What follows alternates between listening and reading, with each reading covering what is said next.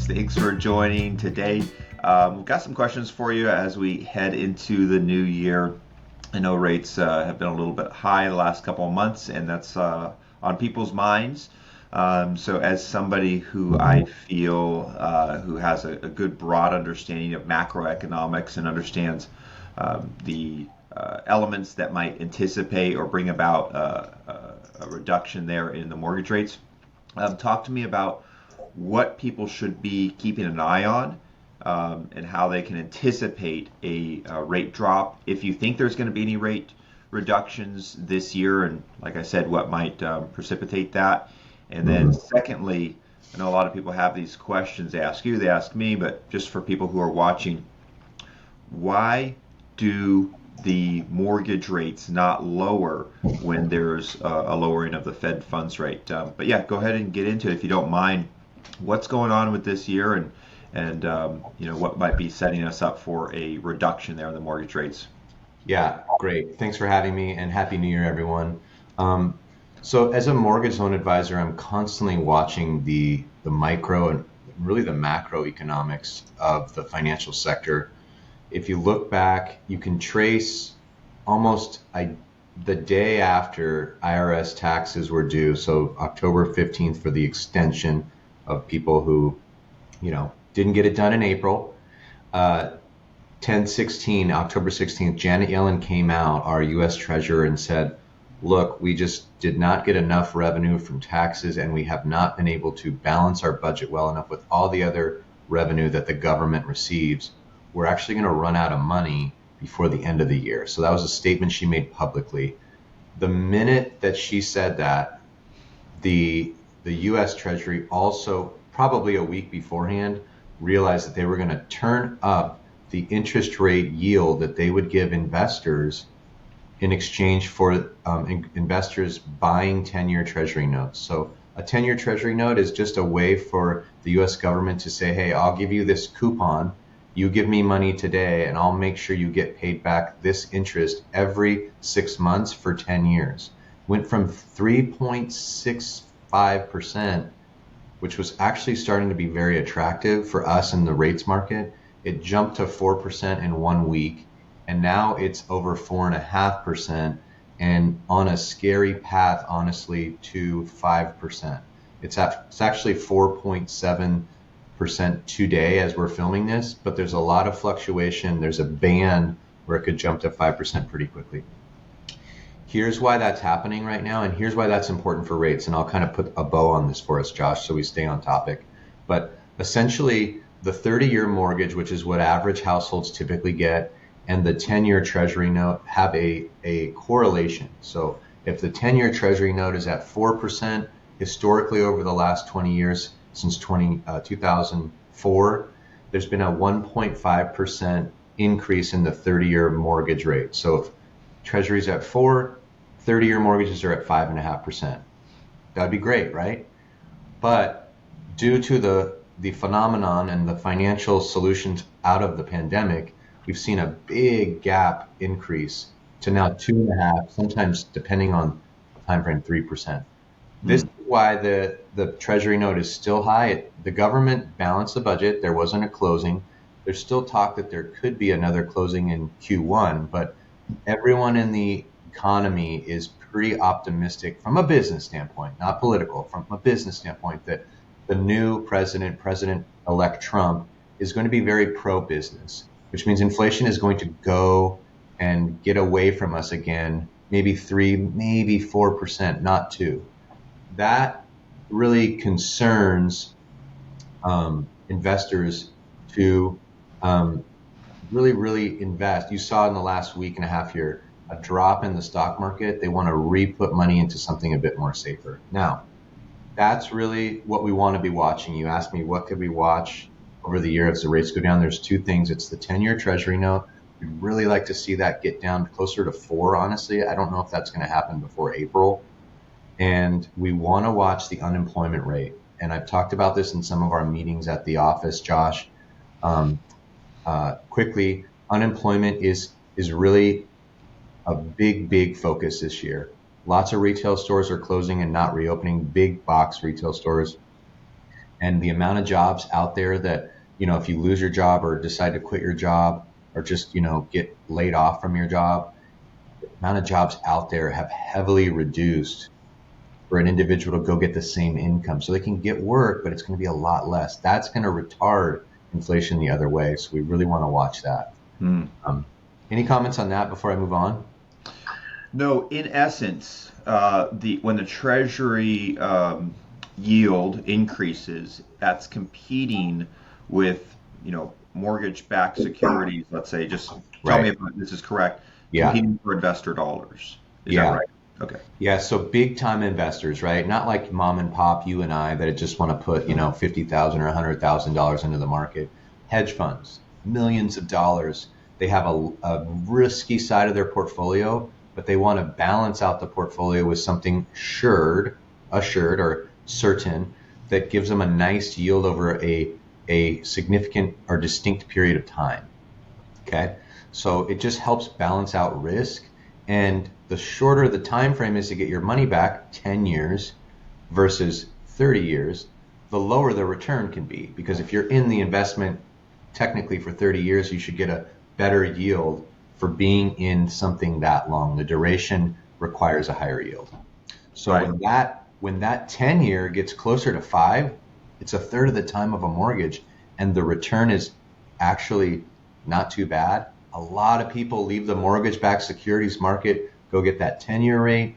And in order for us bankers to get more money to come back to the mortgage-backed securities market, rates have to float upwards to be more attractive.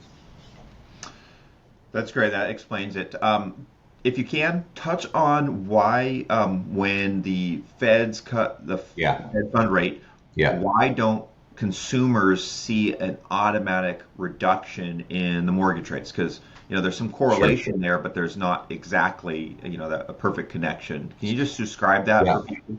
I'm glad you asked this question. It's a great question. It never really sticks with the average individual, but here's why. It's because everyone thinks the Fed is just controlling all of inflation. Really, what they're doing is they're controlling one level of inflation. So there is a Fed funds rate, also known as the quote unquote prime rate. They're tied together. That is affiliated with credit card balances or credit card revolving debts, auto loans, a lot of home equity lines of credit, business lines of credit. These are things that are tied to actual consumption, everyday stuff. They're absolutely 100% not involved in the mortgage-backed securities market. It's a totally different market. But what I want to just say is that banks, if you consider yourself to be a bank, think, here I am, I'm a bank, and I'm receiving 40% of my interest that I'm receiving on the mortgages I have outstanding are still from 2020, 2021. So these are 2.625% interest rates, Josh, 3.25%. Maybe you got in late. Maybe you had a bad credit score. You got a 4% interest rate. So 40% of my income that I touch every month is significantly below what the inflation rate was for 2.5 years. So I've got to keep the new money coming in at a higher rate to balance my operating budget, because the interest I receive is what I can pay rent with, pay employees with, buy cars with, blah, blah, blah. So that is important to understand, that banks aren't out here like, yeah, this is the best time ever. We don't want to have 7% interest rates. We want them in the 5s, excuse me, because everyone wins. Mm-hmm. Go to the bank and save when they'll probably get a 3.5% return on their money.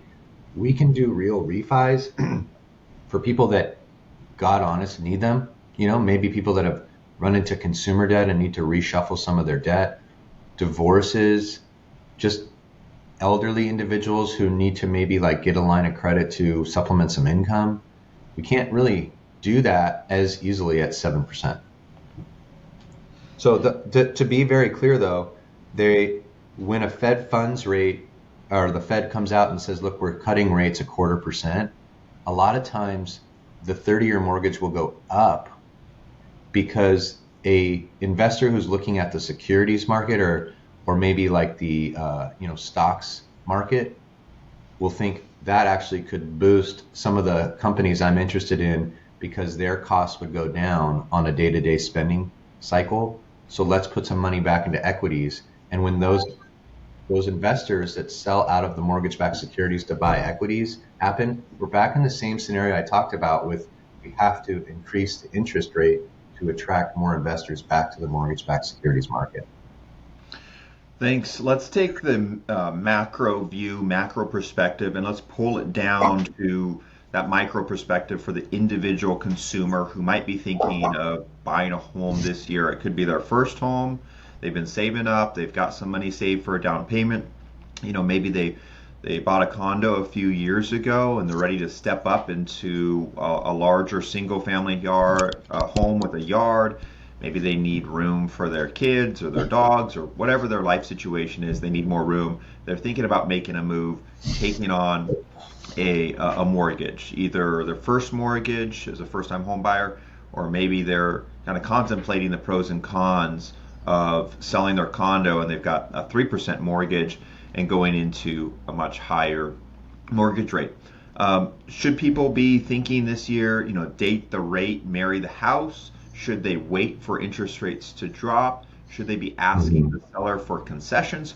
Going from macro to micro, what's your advice for somebody who wants to make a move?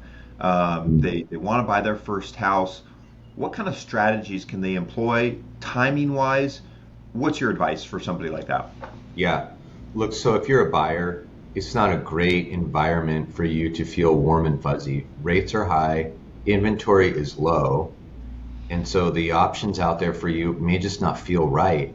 But I'll tell you what, if you listen to Warren Buffett, these are the times to get in and buy because I honestly have not seen that much competition in the last 18 months on good properties unless they're in cities that are extremely popular. So I don't know where you are watching this, but that city. It's like the main hub or something that's really hip or very convenient to most jobs. Those houses do have a lot of competition, but some of the outliers, you can get a great deal where you can even lean on the seller right now and say, hey, look, I'll give you a great price, but you've got to buy down my rate for a year, 2 years, or maybe forever. Because the sellers honestly have heard interest rates are so high for so long. They're sitting across the table saying, I don't know how anyone's going to afford this. I understand I'm getting a good price, but that payment's got to be like 5-6 grand a month. So they're empathetic right now. And I think you need to go to the market for that reason. If you own a house and you're looking to move up, gosh, there's so much equity right now. And what I want you to try to think about is you're thinking about the perfect scenario where you find a house that you love and you're not going to sell your house until you find that house.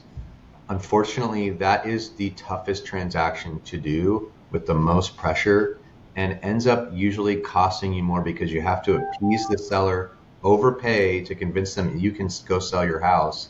And then in the end, if you would have just had your house ready and get it on the market, even get a buyer, that to many listing agents right now doesn't even feel like a contingent transaction because they know there's so many people. There's 72% of the market, Josh, has to sell a house to buy a house. So get your mindset ready this year. Get the house ready to sell. Even sit with Josh and talk about, let's get a listing agreement ready. Let's actually put it on coming soon. Let's maybe get some quiet off the market buyers coming through and see what they would offer. And you don't have to sell your house unless you find the replacement. So I know you touch on that, Josh, but with regards to rates, if you wait till 5.5% rates come in because you think inventory is going to go up, you're going to pay just as much then as you would today for a housing payment because that's just the way the math works. It's crazy. Yeah, I think you touched on a really important thing, and I know for the buyers that I've represented in the last few months or just last year, we've been able to secure on quite a few of those great concessions from the seller, a lower price off the list price, and ultimately, that's what you want as a buyer. And then, down the road, you can always refinance.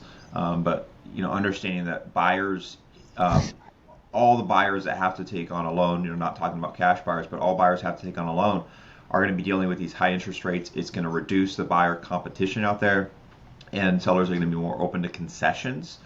So as those homes, are on the market longer, that's my encouragement to buyers, is to really focus on those concessions, focus on getting the good price, maybe having the seller pay down that rate. So I think that's real smart. Any last words before we wrap up here, keeping this short and sweet?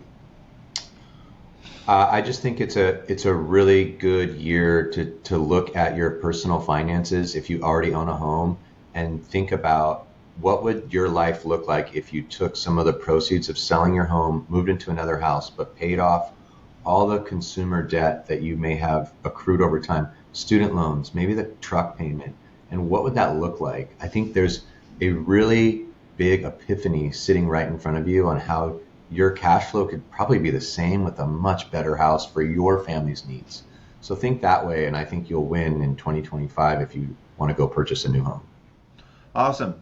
Thank you, Mike. Really appreciate you taking the time out of your busy day to give us this valuable information. I think it's really interesting and insightful to kind of understand the bigger macroeconomic picture and how that can affect the individual and what they can do to strategize and improve their lifestyle, make sure that their home reflects their lifestyle in whatever stage of life they're in. I know we're based here on the Central Coast, but you serve the whole state. That's right. Yep. How do people reach out to you? We'll put the information down there, but what's the best way to reach out to you? Email? Yeah, go to my website. It's advicebeforeprice.com. Advicebeforeprice.com. You can find me there. You can also find me on Instagram and Facebook. Mike Points. The name's down below. It's spelled Poyntz. Awesome. Thank you. I appreciate it. All right. Bye, guys.